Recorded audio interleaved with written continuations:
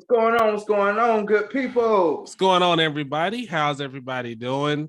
As you see, there's more than just the two of us tonight. Yes, sir. We have a special guest. We don't know where he's at right now. No. He's at an undisclosed location. We hope that he is safe. He is our cousin. Yes, sir. Almost our brother. Might as well be our brother. Might as well be. Shit. Marcus, the focal point, the point man, going in charge of everything right now. He was in my wedding. He's the boss man.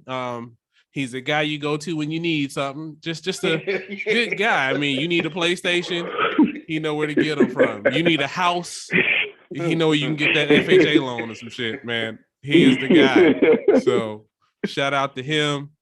We glad to have him on. He dabbles in comedy every now and then, so he might say some funny shit here and there. But welcome to the Fowl Language Podcast. Well, thank you. Thank you for having me. Thank you for the intro. That was amazing. I am in an undisclosed location, as you can see. Thank you for having me. I look forward to learning more about cigars since you already taught me before we got on. And, let's get to it. Let's do it. Yeah, man. Like every other episode, you might just hear some foul language. So go ahead and get your accessories right. You know what I'm saying? Let's get it. Got that right. Roll the intro. Perfect.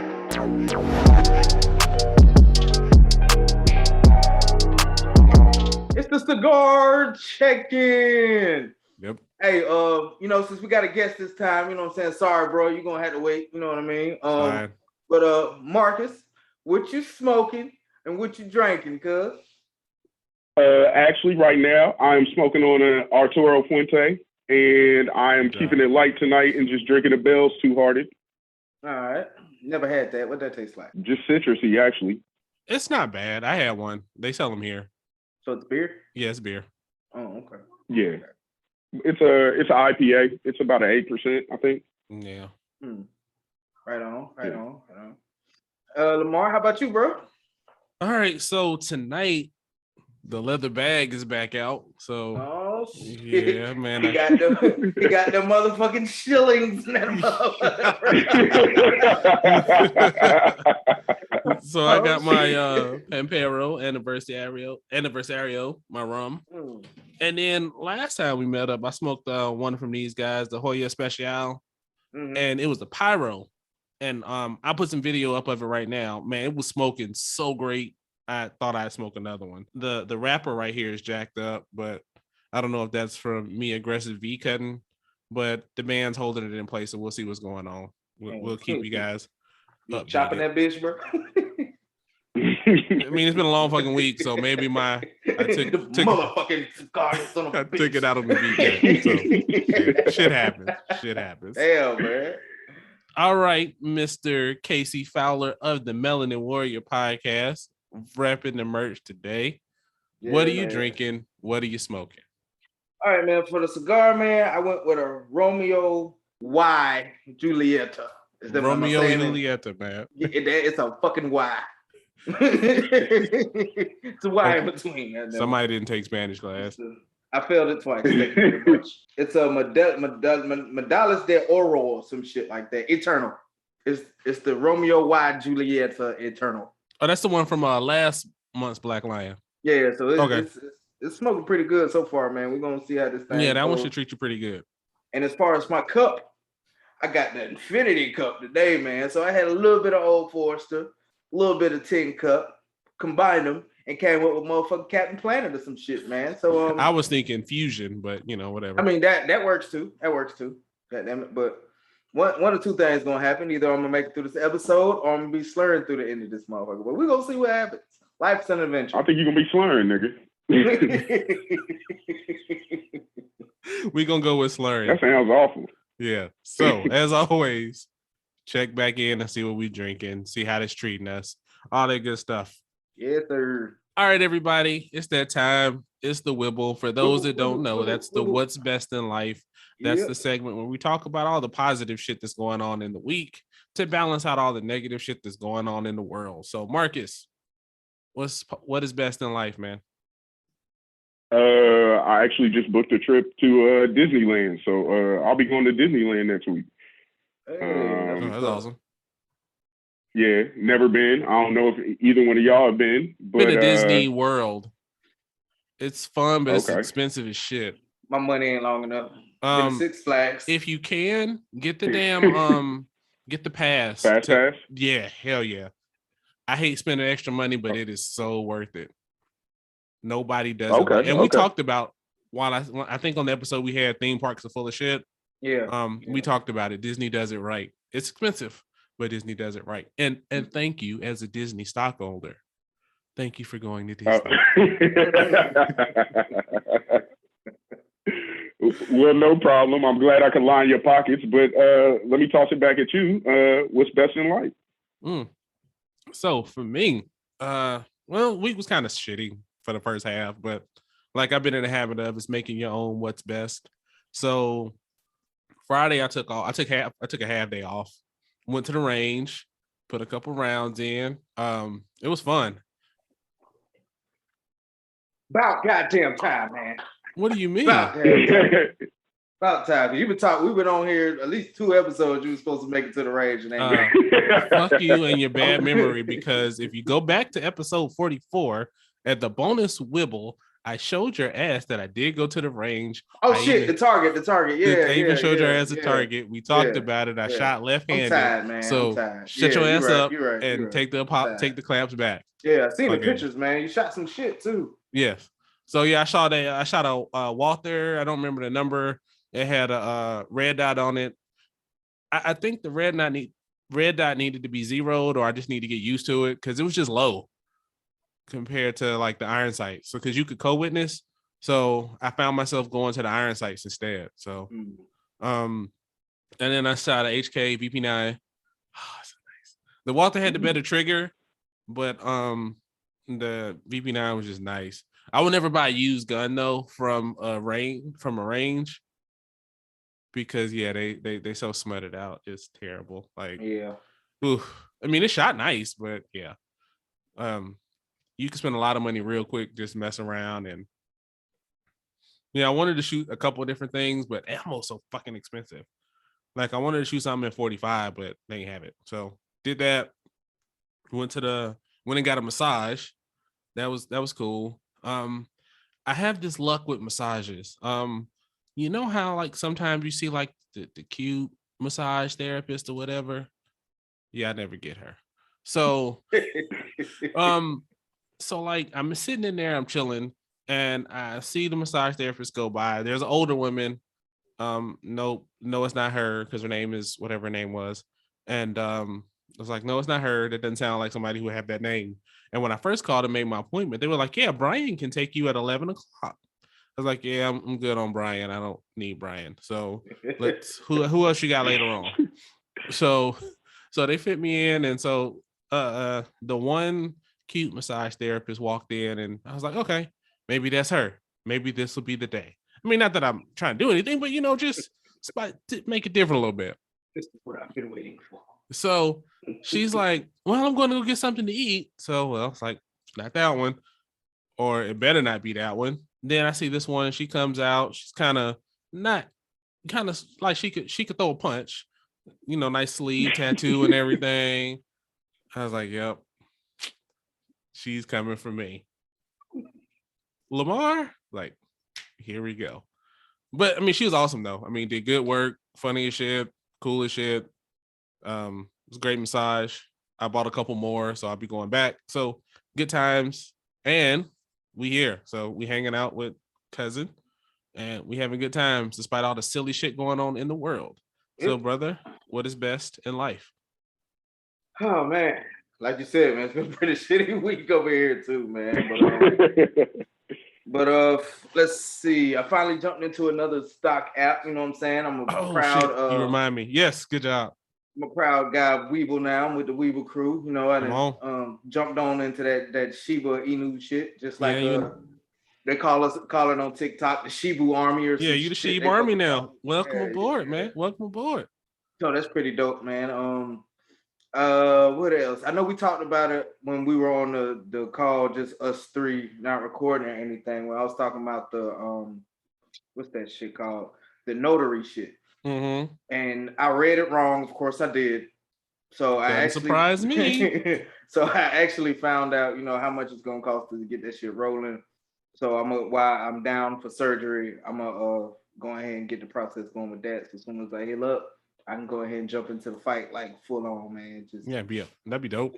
Yeah, and then speaking of surgery, they finally going in to fix my knee. I know some people are like, oh God, surgery, but this is what's best in life for me because I've been walking around this bitch limping like a broke dick dog for like 7 motherfucking months, man. So hopefully they get it right this time. We're gonna see what happens. Lastly, Keontae had this Halloween thing in the school, so the wife made him his custom, Kakashi of the Akatsuki fucking costume, man. I'm gonna drop a picture somewhere in here. Okay. And, okay. If my editor allows. And, your editor said kiss my ass. And then other than that, man, they got this big trunk or treat thing. It's like the outlet of Mississippi, the biggest outlet. Cool. We stay like right around the corner for us. They're doing a car show, stuff for kids to do, trunk or treat. But first they have this place called Nectar some shit where you can buy like alcoholic frozen drinks and shit, and you can actually walk around with the motherfuckers. So we're gonna stop there first before we start trick or treating and shit. It's don't judge me. Negro, don't judge me. It doesn't surprise me at all. It's a cool ass spot. They sell CBD and they sell drinks and food. It's pretty cool. But that's about it, man. Like you said, you gotta find out what's best in life, man. Yeah, with the week being what it was, I had to find something to smile or do a firm nod with or something, firm what I'm saying? Yes. Yeah, I decided I wasn't gonna talk about stocks in my what's best anymore. But Righto. I know you're making some butter moves though. Good times. Hell yeah. Yeah, watching Sheep because most Sheep does it's moves on the weekend, so keep an eye on that shit. So yeah, as always, let us know in the comments. Oh yeah, good stuff that's happened for the week. So far, nobody is taking us up on that offer, but one day it will happen. So, speaking y'all into have good shit. Y'all got good stuff happening, man. Y'all go ahead and somebody gonna do it. So with that is what's best in life. All right, so man, all of us we're seasoned 30-ish aged folks. Some more seasoned than others. Lamar the Graybeard. You damn right. Going into your 40s, some things that you're kind of looking forward to. Some things you feel like you didn't get to do in your 30s. I know Scrooge not much because he did exactly what the fuck he wanted to do. And same thing for Disneyland. They living the best life, face asses. So I'm you mad much? I'm hating just a little bit, but I'm gonna start with you, Marcus. What are you looking forward to in your 40s? What are some of the things you feel like you missed out in your 30s and the transition from going to your 30s to 40? What you think? That's actually a really good question. I'll start with the transition in what I might have missed out because I'm on the back end of my 30s. So I turned 35 in August. What I'm hoping to do is travel a lot more, but COVID kind of fucked everything up. So like it fucked everything up. I like to travel. So I'm not able to do that as much or be in a position to do it. So I'm hoping going into my 40s or the back end of my 30s to be able to travel a little more. What I'm hoping for my 40s is just like, it seems like most of the people in their 40s have a different perspective on life. So I'll say in my 20s, I want people to see me. In my 30s, I want it to be more established. And then it seems like you don't really give a fuck in your 40s at all. And you're just really, you grown, and you're more oriented in what you want to do and establishing your hobbies and things like that. So I want to be able to establish my hobbies. I have a couple hobbies that I'm exploring myself. It's photography, and I'm doing a little bit of camping and stuff like that, filming, stuff like that. But I want to be a little more established in that and just looking forward to doing that. But what would you say about your 40s? Lamar, would you like to go? Oh, you go ahead. Okay, because I mean, I don't want you to doze off, old head. Like, oh shit, I'm just going. It's my bedtime, man. But no, man. Fuck you, young blood.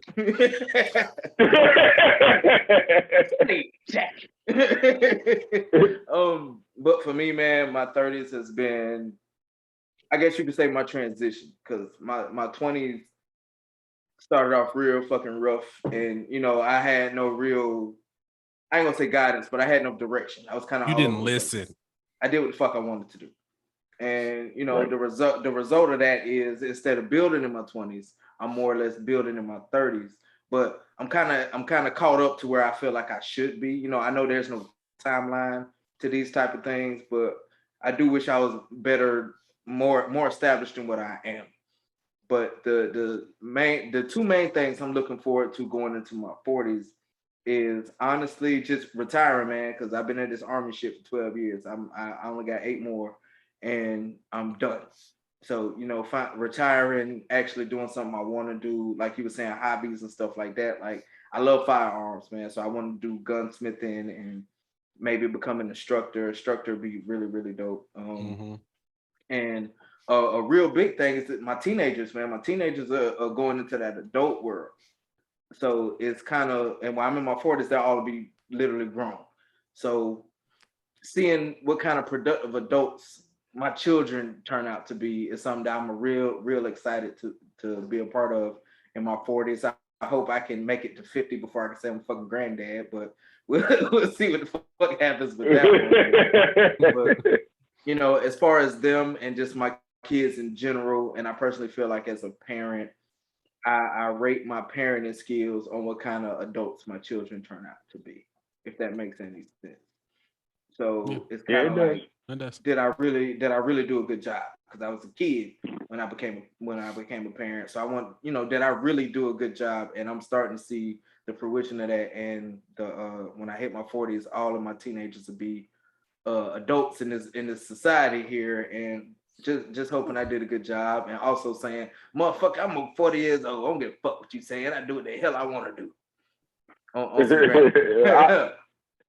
I feel that real quick, and I don't mean to cut Lamar off or anything, but I will say that just the fact that it's focused towards your kids, like you don't understand that a lot of young Black children don't have their fathers in their household, and so like you're just being able to be there is enough. So don't judge yourself too hard. That's all I'm saying.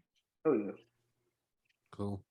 Hey, Shania said I'm the GOAT on Facebook, man. I'm the shit right now. You can't tell me nothing. But yeah, how about you, Lamar, man? I know you knocking on that motherfucker soon, boy. So so let's see. Fuck you again. Fuck you. You right on the precipice. Oh, that motherfucker, bro, you like right there. You look that word up for this topic, man. Fuck hey, you. Man. Hey, that's not a GD word, goddammit. That's not a GD word. I read some books, sir. Yes, sir, I do. All right. So, hey, but do those books rhyme when you read them? I start reading Cat in the Hat, man. 1 fish, 2 fish, red fish, blue fish. Mr. Brown can move, can you? Yeah. I know all them fuckers by heart. How about you, man? I know you're excited about getting your prostate checked and everything like that, man. So you go ahead and. Oh damn! Yeah, you got the A, and you should. Hey, but to be honest, let's be real here. Black men have higher rates of prostate cancer, so like, hey, just be welcoming of the initial check, I guess, or whatever. But good luck. Good luck, nigga. Hey man, do what the fuck I gotta do. Shit. It's all right. I'll fucking live. Won't be the first or the last to get their prostate checked, man. I ain't scared of that shit. Indeed. So, as you young bucks made it so painfully obvious, This is the last year of my 30s. I will that, be 40. That sounds depressing as fuck. I'm sorry. Go ahead, man. I'm sorry. Go ahead, man. Fuck you. In the most professional way possible. Indeed, that was quite professional. 40s. I'll have more money. Fuck y'all. Next topic. So, show's over, guys. Okay. You didn't have to flex like that. But whatever. No. Okay. In all seriousness, though, you learn more with every decade of your life. And I feel like in my 20s, I mean, I was just coming into my own, first real job, and then late 20s into 30s, I realized I didn't make as much money as I thought I made. Did some stupid financial shit, and had to fix all that shit.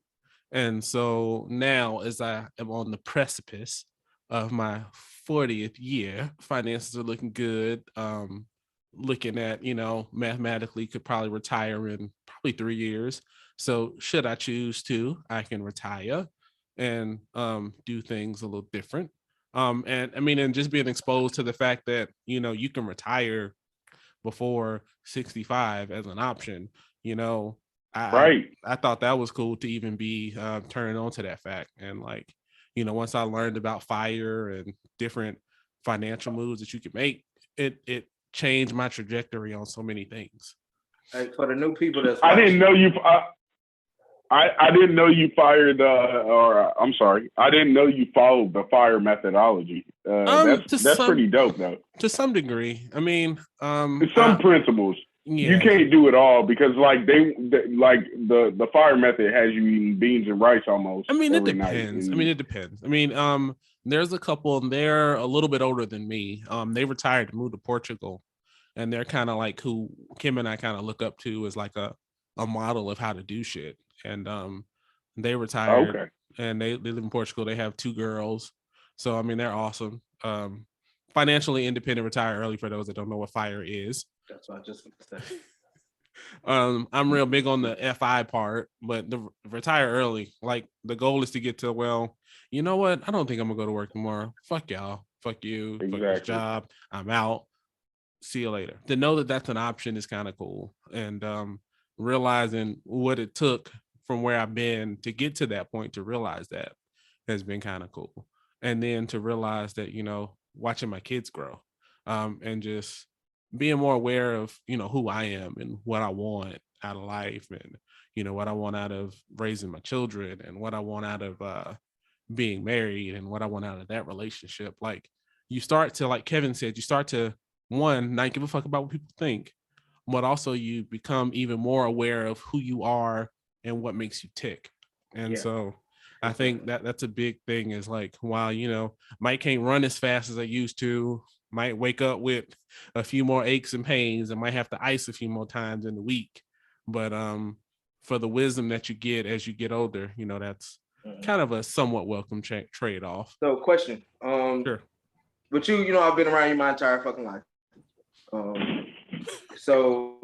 But you knocking on 40, especially you yourself, you've always been this, consistent person. You know what I'm saying? You never, of course you had your shortcomings, I'm sure, you know what I'm saying? Like a lot of people outside of us, especially, haven't really seen, your shortcomings and everything like that. But when you reach in your 40s, how do you maintain that consistency that you're still maintaining? Because you've been full fucking steam ahead since you was like fucking 12 and shit, making me mop the floor and sweep and shit, and then tell mama because I wanted to go outside and you wouldn't let me go outside. And no, let me stop. But yeah, man, but you've literally sounds like a little resentment if you talk to me, but you've really been, consistent. A lot of people fall and stay down and veer off their path, but you have literally stayed on your path, elevated your path, and continued on that elevation, man. So my question is, basically, how can you maintain that consistency as you're getting older? Because you're not falling to the wayside by no means, bro. So I guess you could say what motivates you to stay consistent as you're getting older. And it's funny, Kim and I talked about this last night before. And honestly, it's simple. It's vision. I mean, it's really some people spend so much time focused on today, tomorrow, and the next day. Mm-hmm. And sometimes that's all you can do. And I get that. But at least spend some time. If you can spend 10% of your day thinking about what does my life look like in 3 years? What does my life look like in 5 years? What does my life look like in 10 years? And then kind of work backwards from there and see, what do I need to do now to get me there? What do I need to learn? Like for you, like the notary shit, or thinking about maybe a gunsmithing thing. What do I need to do now to get me to that place? And that's always been my focus is, first it was getting the fuck out of Augusta. What do I need to do that and never fucking come back? Thankfully, I'm going to come back to visit. But I mean, I think now I've lived away from home more than I've lived at home. So, that's kind of that thing. And so just being focused on that and then being exposed to things. I mean, and not saying, Black people don't do that. Like Marcus said, camping, I think that's cool shit. You know what I mean? We've talked about, getting an RV and doing that shit, or, maybe looking at a nomad life for a year or some shit, and considering shit like that. Like get like an RV and just like and just go wherever the fuck you want. Well, actually, I'm sorry to cut you off. I have a friend who took a sabbatical a couple of years ago, and she basically just went camping at different national parks.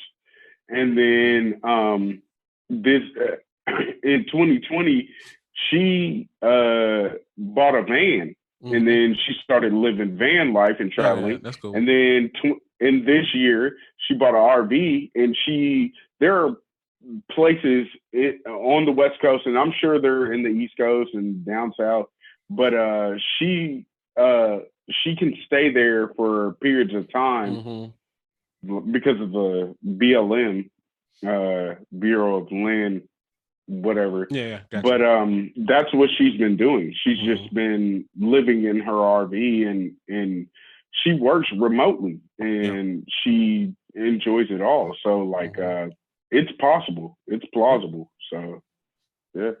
So another question, if I may. I got a couple on this one, man. Sure, go for it, man.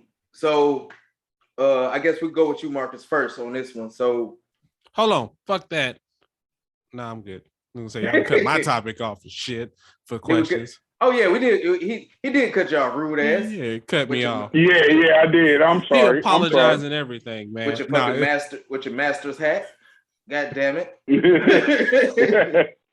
No, it's all good. But no, I mean, I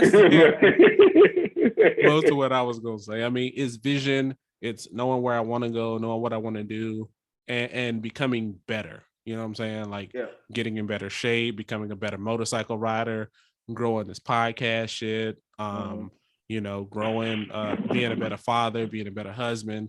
Just, my goal is if I can get a little better every day, I'll get to where I want to be faster. And never being complacent and too comfortable with where I am now. You know what I'm saying?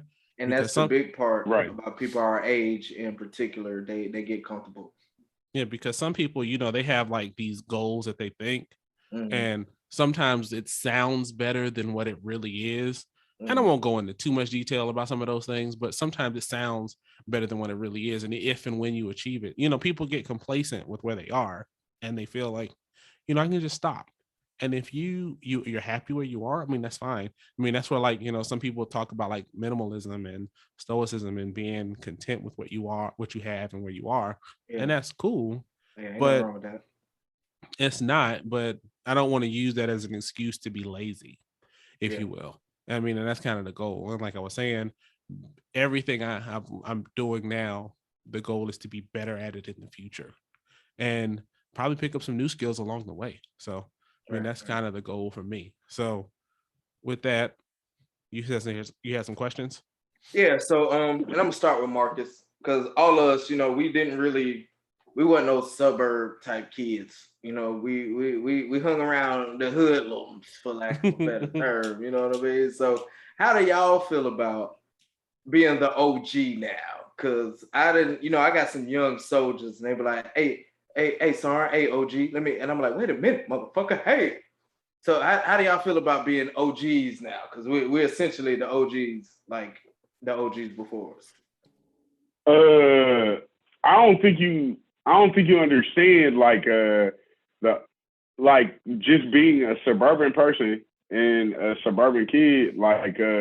My lifestyle was different just because we were poor, but we lived in the suburbs. Mm. And the only reason we lived in the suburbs is because of grandma and granddad. And so it didn't transition well for us because we were poor. So it's not the same. It's really not the same. I'm an OG to little people.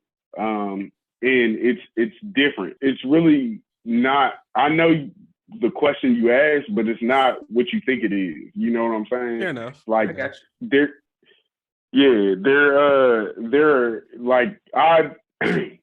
I've had different trials and tribulations that are different from a suburban kid. It's completely different. Mm-hmm. So I don't know how to guide a suburban child. I really don't. Anything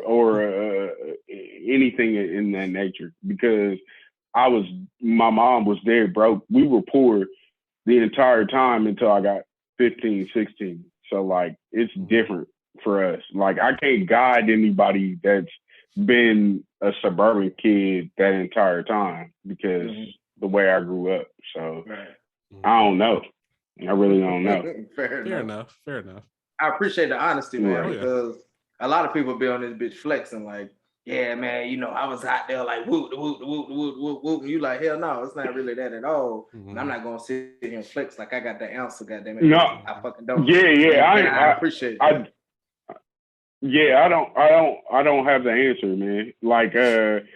I don't want to get into too much detail, but it's just my situation is different from a lot of people's that grew up in the suburbs. So I can't relate. Mm-hmm. I really can't relate. Right. Mm-hmm. I understand. So I'll take my stab at it. So I remember coming up, them old heads and OGs, they would see that you're doing something with yourself. Mm-hmm. And they'd be like, you don't want to be here, or you don't want to do that, or, they would keep, and I think that's what's really missing nowadays is, them old heads that would be like, oh, we see that you trying to do something with yourself. Get the fuck away from here. Don't be fighting. Don't be doing this. Focus on, school and making them grades and shit and do that, and people talk about nerds and shit and smart kids getting picked on. I never had that problem, man. I always had people like, yo, we see what you're trying to do, man. Keep that shit up. And now being the old head, you start to see when people make mistakes, that, you can't everybody's not ready or in a position to take that advice. And I had to learn that from Kevin, really. Because I would give him all the good advice and he just wasn't in a place where he was ready to receive that. And that it would drive you fucking crazy sometimes. Just drive you up a fucking wall where you're just what the fuck is he doing? You could see the shit, but eventually he got his shit together and he figured it out. But you would see it. And one of the things I had to learn is you can't save everybody. You can't help everybody. And you just got to do what you can. And if you help one, that's one more than you helped before. Mm-hmm. And you find those that you can, I have a godson that, I never see. He lives in Austin. And I'm always like, yo, I reach out to his mom, yo, y'all need anything? You're good? She's like, no, we're fine. So you know what? Okay. I'm gonna stop asking. So it'd be like Christmas. He need anything for Christmas? Nah, he good. Okay, you know what? Fuck it. I'm done. Hey, to be honest, and I don't mean to cut you off, but that's what Carl Martin was to me. He mean to cut you off. He mean to cut me off. He meant that shit. He meant Carl, yeah, I did. Stand on that. Stand on that. Well, goddamn, Lamar. Seems like you had a great experience. But I will say that's what Carl was to me. That's all I was saying. Well, since we both know Carl. Yeah, I was gonna say I was gonna jump on that too, because what Carl for me, I mean, like, No, I was just telling people out there I don't know who the fuck Carl is. Yeah, so Carl, remember when I first moved to Texas? Mm-hmm. That was the family I lived with when I moved out here. When I first moved. Okay. So what I appreciate about them to this day, and they'll probably never watch this because we're drinking and we smoking and we cussing, but that's okay. For them, like, I learned a lot from them, you know, like I got to see what it looked like to be a head of your household, you know, and a provider of your household. Right. And what right looks like. Right. You got to see a man who wasn't yelling, fussing, and cussing and raising his kids. You know what I'm saying? And his kids turned out amazing. You know what I mean? I got to see a successful dude. I got to see somebody who tried shit and wasn't successful. You know what I mean? And learning from that. So, I mean, it's cool to see and just talking to him and learning from him. So, I mean, I definitely appreciate that from him. I don't talk to him as much as I used to, but I mean, he'll always be probably the first real good example of what that, you know, kind of what I was going to grow into be, you know what I'm saying? Right. And that's cool to see. Yeah. Last thing I got really is, you know, what's hard is, like you said, I didn't listen for shit. And, you know, my oldest son is following, you know, my older son was following the same fucking pattern, you know what I'm saying? And as I'm getting older and I'm seeing like, fuck, I was doing that same shit and he's not fucking listening. And I could see now where the frustration is. And that's another thing what I like about, you know what I'm saying, transitioning from my 30s going into my 40s is those experiences and those conversations, you know, that you tried to teach me. But, you know, there's always going to be regret in fucking life also. You know, there's as you get older, you regret not doing certain things. Sure. I mean, that's with anybody. That's part of life. Moving forward is like the biggest for me personally. Just moving forward. Like what I'm going to be next, what I'm going to do next, what I'm going to be next, what I'm going to do next. How my kids going to be. What kind of granddaddy am I going to be? Because, I mean, let's just a small one. Yeah, fuck you, sir. But you know, just to be real, I'm probably gonna be a granddaddy by the time I'm 45. And nothing wrong with it. No, not at all, because my children gonna be actually grown. So do what you do. And but with my son in general, is I don't know, man. It's hard to really put that shit in words, but as I'm getting older and seeing the mistakes I made and where he could be at the same age that I'm at now, I want to kind of teach him, like how you said the OGs was, like, do this, do that, you know what I'm saying? You ain't got to be out there like this, and trying to impart that same knowledge, but seeing the same fucking speed bumps. And I come to realize that a part of getting older and learning things is not just strictly by following people have told you, reading books and shit like that. It's experiences also. So I definitely cherish the experience I had and going into my 40s soon. I got a little less time than you do, man. I got like 4 more years in my 40s I'm in my 30s before I get to 40s. Yeah, man. That's really all I got. I'm looking forward to seeing what my 40s has to bring. Because I bust my ass in my fucking 30s and I'm ready for the fruits of my labor to transpire in my 40s. Cool. So yeah, man, I know just like I am, y'all are too, man. Excited to see what the 40s is gonna bring to us, man. Yeah, but man, I know definitely. We was talking the other day, bro, and you had a really, really interesting topic that you wanted to run through real quick, man. You know? Yeah, man. So I got wind of this group. They are sponsoring an event. I think it's in Minnesota or somewhere. And it's called Polls to the Polls. Shake that ass to the voting booth. And like here's the flyer. Hands on my knees, shaking ass on my shit.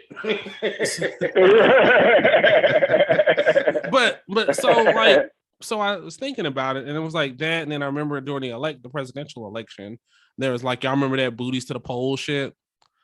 And then so I got to thinking about it. I was like, why is it that like shit that's like aimed at Black people always, like when it comes to voting and shit, why is it shit like that? Like booties to the pole or poles to the pole, or somebody rapping or somebody dancing, or I mean, I saw shit like fish fries and collard greens to come vote and shit like that. And like, I don't notice that in other cultures, like my Vietnamese people. I mean, I don't see like banh mi's and you know, basic accessories or fucking pho to the voting rights. Or from people of Latin descent, I don't see like, you know, tacos for tax laws and no shit like that. You don't really see that shit in other cultures, man. So why do you feel like people feel that we need to have like entice us to vote through like strippers and rap and like low base shit where they can't and they don't talk issues, man? So we drive the culture. That's the main reason.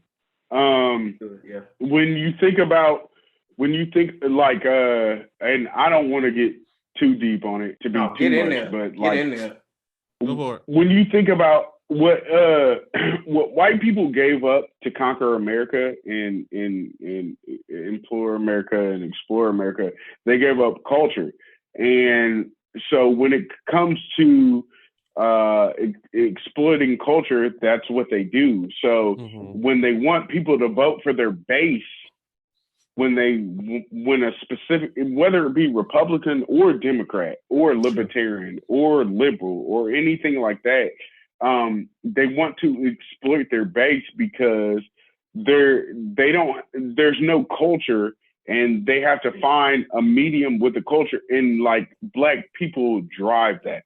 They all drive it. That's really the big thing about it. Like, Black people drive culture in America. Black people are American culture. That's why you see things like really like, because even in my area, you see things like chicken and waffles for votes and stupid shit like that. And it's not stupid, but it's like, it's they're stupid. Placating. It's stupid.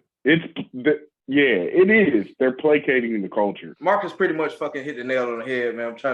It's hard to follow up on that, man. But I just feel like, you know, just like with everything with our people, they're baiting us. It's a simple concept that they use, that we're going to sprinkle this little bit of shit right here just to get what we want from these people, which has been done since they first fucking brought us over here. That we're going to get what the fuck we want at these people, how we want it. But, you know, the difference is they got to go about it differently now. They realize the melanin vote counts for a lot of shit. So they're going to pump, you know what I'm saying, some pro-melanin shit. We're going to do this for the people. We're going to do that for the people. Hey, y'all come out and vote. We got these strippers out here. We like how y'all know y'all like to throw ones and shit like that. You know, it's the whole brainwash fucking I want to say the social media mentality, if you will, because a lot of people, especially when they vote, I voted, I got my sticker on social media and shit like that, and they pull us in to certain aspects of stuff like that, baiting us. They want our vote. They need us more than they really want to admit that they fucking need us. Just like I can't go there, but y'all know where I want to go. You know what I'm saying? Agendas is always put out to benefit our people and get us out there to vote and to do this and to do that. And we do exactly that, falling into this trap. Hence why I said the word bait, because that's really the fuck all it is fucking bait to get us, because we make up a large population of this country. We really do. And our population is growing while other populations, I'm not going to mention which, is diminishing. So they're going to do whatever they can to get our vote, because our vote is the majority. And that's good stuff. And I get it and I understand it. But like for somebody like me, that shit, I almost find, and I mean, I guess I'm not the demographic that they're targeting with those kinds of campaigns. But like for me, it comes across as like empty, superficial, and I think one of you guys said placating. Pandering. Yeah, pandering. Almost pandering. There it is. Pandering. Because like nothing in there talks about like, okay, let's talk about what you're voting on. Let's talk about the issues. Let's talk about how candidate X helps you, candidate Y. And then what I find is big money in this shit too. And that's the shit that kills me, because like they're high-end productions and they're multi-million-dollar backings and shit. And that's the shit that it really pisses me off. Like I'm cool with driving the culture I get that. I'm cool with strip clubs. I get that. I'm all for that. If you want to go to the strip club, enjoy, have fun, throw your ones, do what you got to do, whatever. But I mean, there comes a time to play, but then there comes a time to get about this business. And I feel like by treating it like children or treating it like less than rational adults, even, I mean, it's like based to the lowest common denominator. You don't have to explain the shit like a rap, like conjunction, junction, what's your function? I am a bill. Some of y'all ain't old enough for that, but no, right. That shit made sense when I was like 8, 9, 10. As we talked about, I'm getting close to 40. Talk to me about the real shit. Like, how shit you make my fucking property taxes go down? Talk to me about some real shit. Don't say we're gonna do a party bus to go with some strippers on it so you can go vote. So why though? I mean, like they know what they're doing. They know we're not going to see the underlining of that shit. They know what the fuck they're doing. I mean, as simple as that. They know we're gonna fall into this motherfucking trap. It's simple as that. Like, oh shit, the baby's gonna be there. We gonna go ahead and vote so we can see the baby, and they know it. Oh shit, they giving out free chicken and waffles. I'm trying to eat, bro. I don't know about you, man. Exactly. And they forget about everything that's important, and they just jump straight on that, and they know what they're doing. And it's exactly what Kevin said. It's like also you have to understand, like, we aren't the target demographic.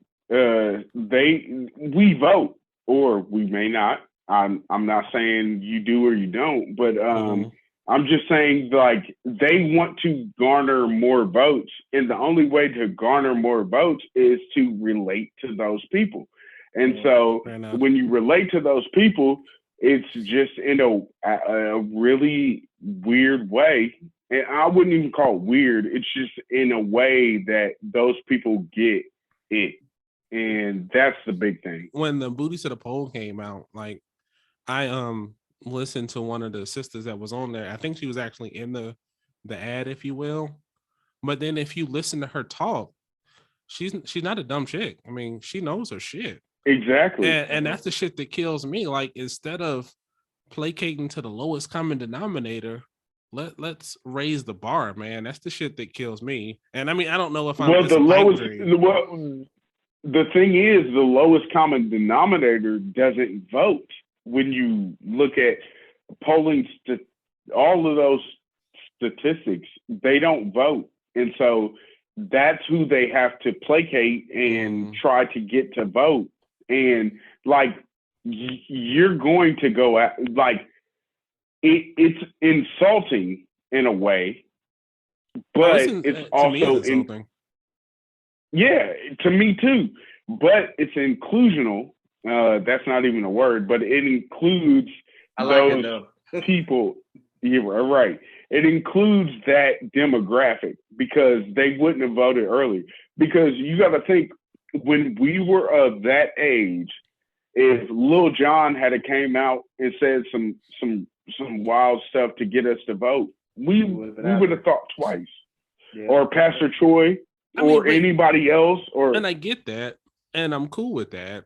And I mean, I remember, when I went to school in 2000 and all the shit with the election in Florida came up. And I remember we went to go protest in Miami. And I mean, Lil Jon wasn't there. Pastor Troy wasn't there. T-Pain wasn't there. None of them was there. I mean, so, I mean, it's a time and place for everything is all I'm saying. It's a time and place for strippers. Well, you have to understand why Pastor Troy wasn't there, why Lil Jon wasn't there, why T-Pain wasn't there. Black culture drives culture in America now. Sure. And the buildup to that was T-Pain, Pastor Troy. And that's the buildup. And that drives things now. And like, I literally just saw a clip of a bunch of white people in camo swag surfing at a football game. Mm-hmm. And it was the most unseasoned thing I'd ever seen, but it's one of those things where they get it from the culture. Mm-hmm. And those are the people you want to vote. And even though it was a bunch of young white people, they know the culture. And so being able to dictate the culture to these young people allows them to kind of relate. Because they're not, like, think about it. When you were in your early 20s, 19, 20, 21, 22, you weren't really concerned about laws like that. It's more so now that younger people are concerned about laws. That's because they're able to get into meme culture and they're able to get into the other things that, like, strippers and poles and all that. Like, that's the kind of thing that they grasp onto because it's headline news. Nobody reads the articles, they read the headlines. Sure. So, that's true. That's true. And you know, on top of that, just everything in society now is a fucking gimmick. If you ain't got a gimmick, you ain't popping. So exactly, they gotta have some kind of gimmick to pull folks in there. Cause I mean, like Marcus said, me personally, if I'm 18, 19, and I know there's gonna be some big booty strippers at the voting booth, I'm in that bitch with my 50 cent, like, you know what I'm saying?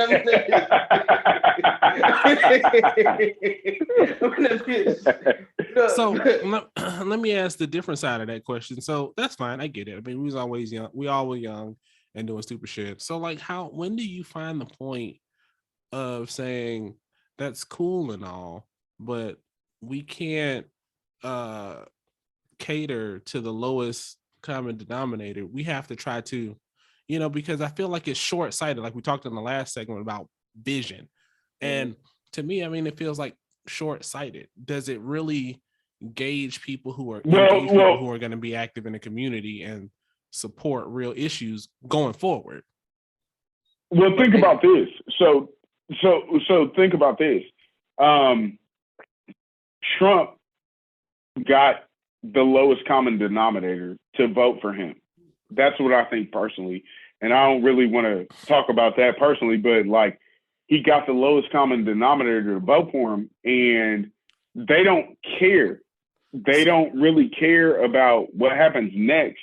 And that's what Democrats are doing now because they saw it work for Republicans. So I'm going to challenge you on that just a little bit, because while I agree that was the case I feel like that was the vocal minority, if you will, because like I know, I mean, I can think off the top of my head that people have shared, you know, and even here, I mean, you got people that like have Trump stickers on their Mercedes, and you know, they're 50, 60, 70 or whatever, you know what I'm saying? That's not the lowest common denominator. I'm sure they have, you know, rental properties and shit like that. Like my boss, he's a Trump supporter, and it's because, you know, he preferred that over the other side. I mean, and it's what we're shown that it was that lowest common denominator, but I don't think it was really just that, because if you look at the last election, 70 million people voted for him, and that's not 70 million of the lowest common denominator.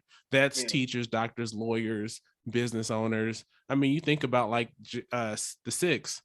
There was a lady, a real estate agent here, who multimillionaire. She flew a private jet. That's not lowest common denominator.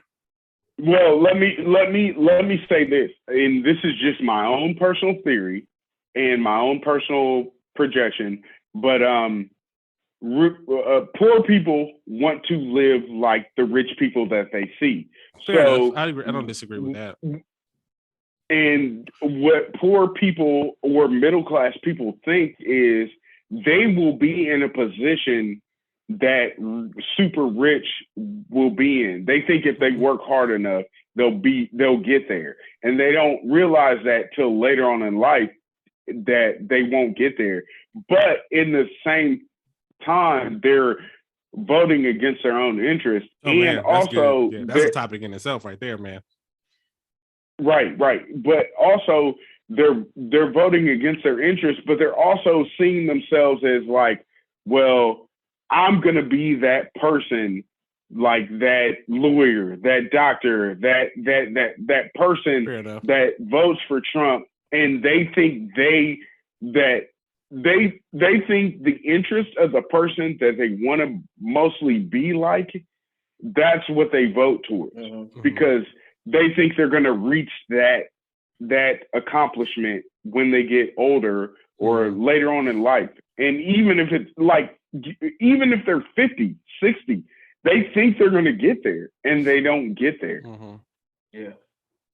That's interesting. One of the things that I also noticed is that in that particular case, I knew a lot of single issue voters.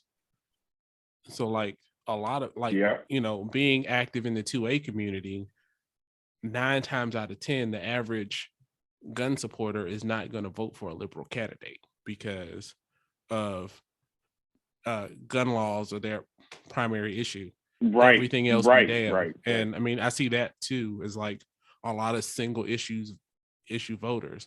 But even with that, I respect that more than we're not going to talk about any issues. You just need to come see this shaking his ass. Yeah, there we go. And that's my thing. I got my I'm glad to help you remember. So that's no different than the Tiki Torch people. Because they're singularly focused on one issue. And I'm sorry to cut you off, Kevin, but go ahead. But it was an issue that was germane to a voting topic, though. I mean, whether you agree or not, shaking ass, I can't vote on the fattest ass. I just can't. I mean, there's no. You're right. And I can't. But go ahead. What are you gonna say? With that, it's more about appealing to the younger generation. The younger generation has the power, i.e., fucking council culture. For an example, exactly. They have the power. That's why they bring the most popular rappers, the most popular strippers, probably popular porn stars, whatever they can to pull this generation in, because unlike any generation previously, the younger generation are like kind of like combined together on the same fucking agenda, regardless of race, creed, or anything like that. So they want to appeal more to that younger generation and bring them in. I get that. I'm fine with that. Like council culture. But does it have to be strippers on the stripper bus? Hey, that goes back to gimmicks. Whatever gimmick they're gonna use to get it. There's a lot of nerds is popping right now. You know what I'm saying? And they're more on Pornhub than they are at Walmart hollering at the chick at produce. They're actually, oh my God, strippers, I have to go vote. They're really on that and they target that shit. It's kind of like with our podcast and everything like that with algorithms. They look at the algorithms of that shit and they base it off of that and then fucking attack where people are most fucking weakest at, basically, and go from there. Well, can I, and this might be a topic for a later day, can I ask you guys, do you think cancel culture is actually beneficial? No. Because actually, yes, I do. I think it's hard. Because well, I think this is what I will say. Let's just take Dave Chappelle for just an example. Dave Chappelle and his, I don't know, did any of you guys watch his special? Of course. So you both watched his special? Yeah. Did you think he offended the trans community? No, he was being sarcastic. Here's the thing. Not being a part of that community, I didn't find it offensive, but I also saw where if you're looking for a reason to be offended, you could find it. And that's how I feel about it. That's just like if you saw a black comic, a white comic, and you hear the word black, and you start, wait a minute, what the fuck you gonna say about black? So I say that in saying this. Think about this. How much, like, Dave Chappelle had, 3 stand-ups on Netflix? Okay. Which one garnered the most attention in your eyes? The last one. Well, I think this one preceded by, I think it was kind of a cumulative effect. Yeah, because the other two are like a prelude. I think the jokes in the last one kind of led up to this one, because if you listen to the stand-up, a lot of it almost felt like he was kind of clarifying the points that he made and why he made them in the last stand-up.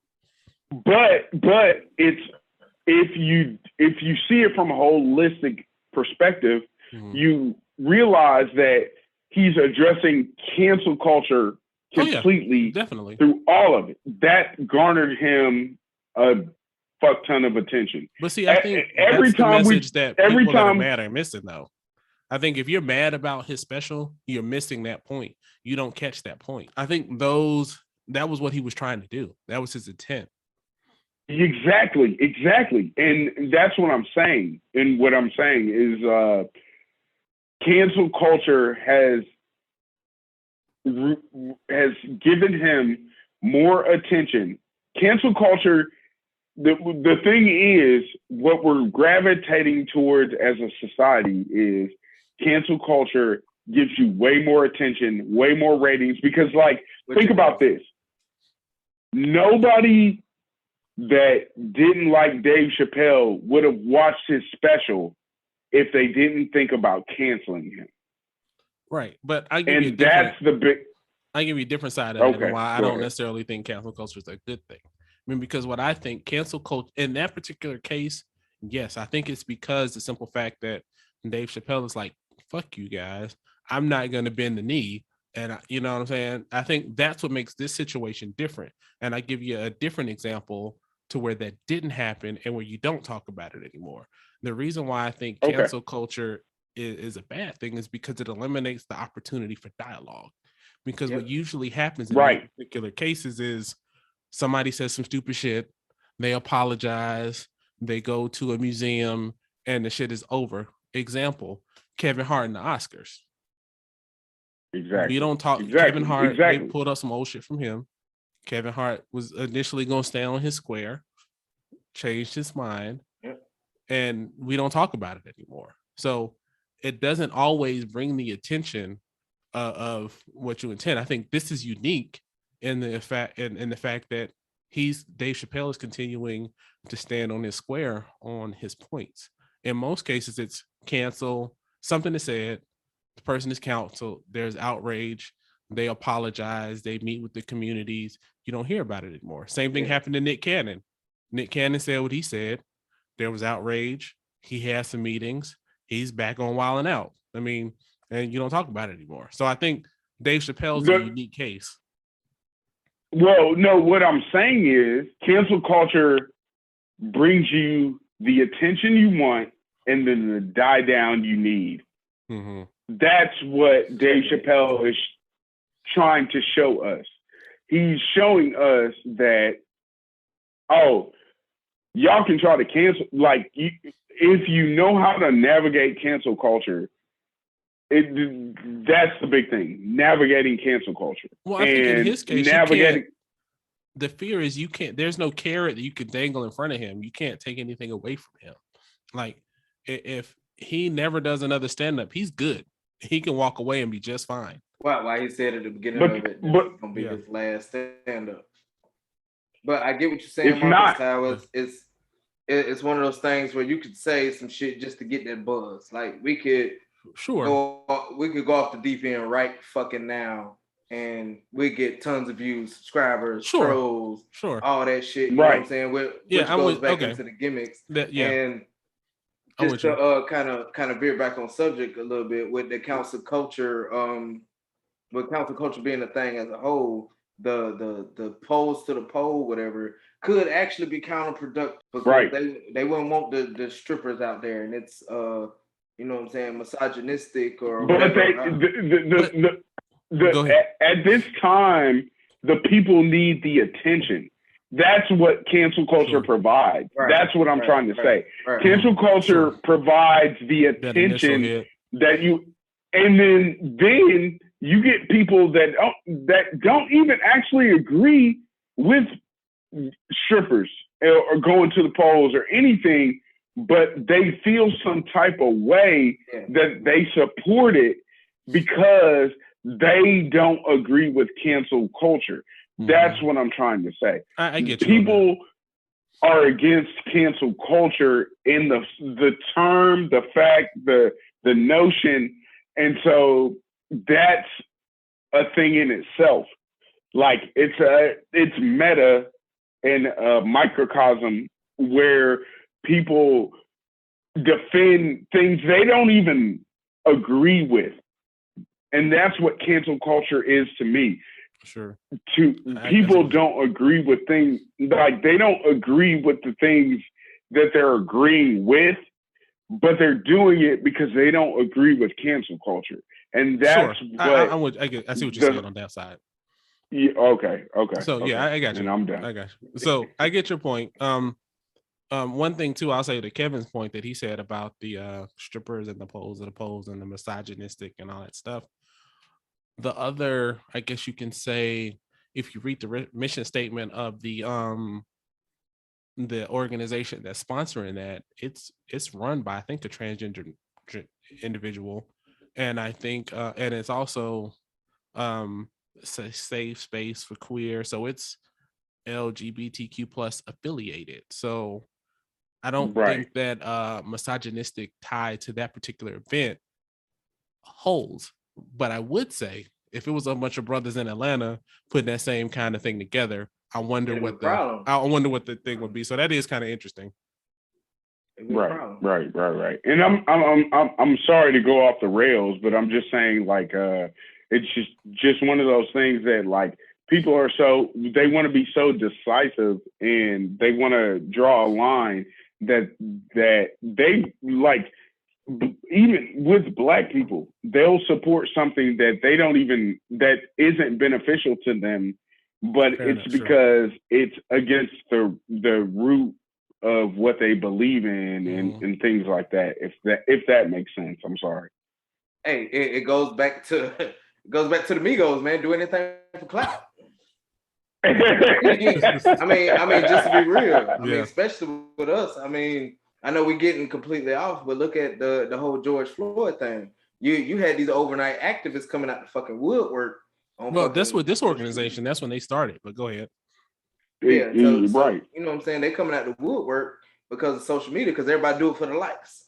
They want to be seen, and it's the same. Right. Yeah, and that's to Marcus's point. Yeah, you're right, because I mean, to that point, and that's why I'm agree. Is I would have never looked at that organization to understand what they're talking about. So I get you. So I mean, it was like polls for polls. Right. So yeah, that's a good point. Right. So while I still think it's stupid, Marcus, I do see where you're coming from though, and that's a good point. Definitely, man. I mean, if people should vote, it should be of their own volition. They should just decide based on the what benefits them and their family, not what kind of fucking gimmick that they're fucking pursuing. But like I said, these people know what they're doing. They know what they're doing. To be honest, people actually, and this is just my own personal opinion, people shouldn't actually vote for their own personal well-being, because what happens is you should, what I think is you should vote towards the lesser, because what happens is the lesser really influences the other people in the middle more so. And so with that, in saying that, is like, we should be able to implement more mental health things and more food banks and less food deserts to help the lower class, because then they're not robbing. So then we don't have more police. Then we don't, it's just a more of an effect kind of thing. Well, yeah, it's more of a proactive approach. Yeah, which right. I agree. Yeah. But the fact of the matter is, let's be honest, that shit don't make no money. Right. That's not right. With that You're at right. all. Can't argue with that at all. No, we're not gonna do what the fuck that's not making us no money, and they know what makes them money. They know what's gonna bring them folks in to make this bread. Like, well, they know what's not even what's gonna make them money. What's gonna make their voter base happy. So, like, the voter base that wants more police isn't gonna be happy when we do public programs for the general community. Exactly. So that's about it. Exactly. Yeah, I mean, that was a good discussion, man. That was fun. I enjoyed that. Yeah, that was good, man. Yeah, that was good. Not where I thought it was gonna go, but It definitely was fun. I'm sorry. My bad, man. Don't apologize, man. We don't apologize, man. No, we don't apologize over here. So that went exactly where it needed to go. That was good. Should have went real good. And to hear the insight of a third party on the Fowl Language Podcast is always appreciated, man. Definitely. But do you have anything to end the topic, brother? Because this is your topic of discussion and polls for the polls. Nah, I think we should do more education on issues that matter. Yeah, focus on the issues. Yeah, not the thongs. You're right. Now, if you go to the strip club afterwards, I mean that's your own thing. But we voted. We voted. All right, ladies and gentlemen, it's the cigar check-in again. You know what I'm saying? So we're gonna start. We start with the guest last time, so you just sit your head there and smoke your cigar. Bro, what you smoking? What you drinking, bro? Well, right now I'm still drinking the same old stable on the rum. The rum was good. The cigar, it wasn't a bad cigar, but I got tired of fighting with it. The wrapper it was too much work. I didn't even make it to the band. I don't know. I mean, like I said, for me, if the construction ain't hitting or if the wrapper messes up, it kind of throws the cigar out of the way for me. And like I said, I mean, it could be just that particular cigar. Could be I dropped it somewhere that I don't know, but you win some, you lose some. That wasn't my best one. So you dropped it with that stainless steel, oak encrusted mahogany wood inside humidifier that humidifies at exactly 0.35 degrees. Shut the fuck you up. Dropped it, nigga. It is at a consistent 69 degrees and a consistent 69% humidity. So shut the fuck up. Right. All right. But so Marcus, man, it wasn't. I'm sorry. It wasn't. Yeah. Not my favorite from them. The Pyro is my favorite so far. I want to try the Pyro. The one I got, it's not the Pyro, right? No, I didn't see you. I only had one of the Pyro. It's the one that you got. The one that you tried to smoke today. That's the one I got. No, because I bought a sampler pack from them. So that was 14 different cigars, and I think I gave you 6 or 7 of them. I don't know. The bitch got a big H on it. So yeah. You got some of them. Yeah, indeed. And you got some of their flavored ones too. And I don't like flavored cigars, so I gave that to you. Right on. I know you smoke those more than I do. Yeah, on occasion. Depends. Wife likes them. So what about you, Marcus, man? I see you lit you up another one, man. What you got going on, man? How's your drink? How's your smoke? Another Arturo Fuente. It was a king size boy. One of these and that came in a tube. That's a secondary one that I got. So it's smoking pretty great. I'm still drinking Bells. I had my nigga drop me off a couple more. But yeah. What's up, man? Like I like the ones in the tube, man. I feel fancy as fuck when I got ones in the tube, man. Like, hold on, let me twist the top of my cigar, bro. Let me feel fancy as fuck, man. Especially like you had one of the glass ones before. Excuse me for a minute. Shit. Pop the little cork. Yeah, I think I crossed my leg by accident, then it hurt, so I had to put it down. So yeah, Marcus, you seem to be rolling with those Arturo Fuentes. So yeah, man. Well, actually, the reason I keep picking them is because the first cigar I had sent you a picture of, you was like, "Oh man, you can't go wrong with those." So like, I just bought 2 more of them, and I was like, well, if he told me I can't go wrong with him, I might as well keep going. Yeah, fair enough. Cool. What about you, Kevin? Where you seem as you can see, my hands are empty, man. The eternal, the Romeo y Julieta. I'm gonna keep saying it because it pisses Lamar off. I know it irritates the fuck out of him. That's why I'm joking. He won't even fucking try. But I mean, it was all right, man. Like I actually had to put it down because I would have smoked that bitch to the belly button. That's why I like to call them. I smoke it to the belly button. Hey, that's gonna trend, bro. That's mine right there. Hashtag smoke it to the belly button. Hey, look, but it was a good cigar, man.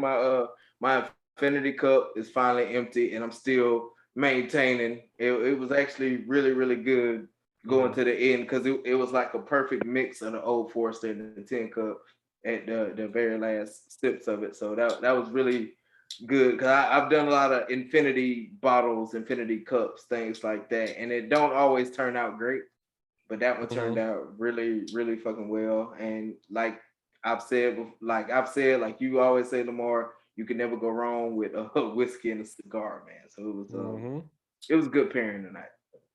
Cool. So you'd recommend the Eternal that you had? Yeah, hell yeah. Okay. I might smoke that out later on this weekend. I don't think it's for beginners though. Cool. But yeah, it was a good cigar. Cool. All right, everybody. That was it. That was what we had. Let us know if you tried any of the cigars we smoked, and we'll see you next time. Yeah. Well, that's been another one. Thanks again, Marcus, for joining us. This was fun. We'll definitely bring you back. And you got any final words for the people?